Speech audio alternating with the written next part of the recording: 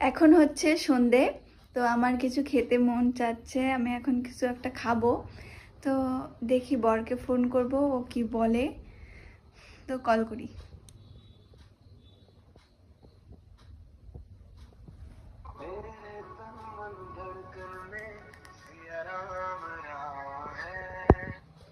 Hello, কি করো?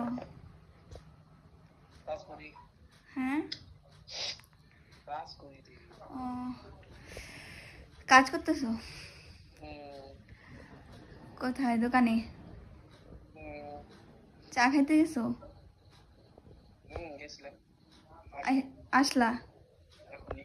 তুমি যে চা খাই আসলা, হ্যাঁ, আর আমার যে কিছু খাওয়ার মন যাচ্ছে এখন, সেটা কি ভাবছো? অবশ্যই। হুম? অবশ্যই, এর জন্যই তো তোমার জন্য পকোড়া নিয়ে আসলাম। কি? পকোড়া নিয়ে আসলাম। তুমি জানলা কেমন করে আমার কিছু খাইতে মন যেতেছে? তাহলে আমি জানি সন্ধ্যাবেলায় তো মুখটা চুচু করে খাওয়ার জন্য। নিয়ে আসো।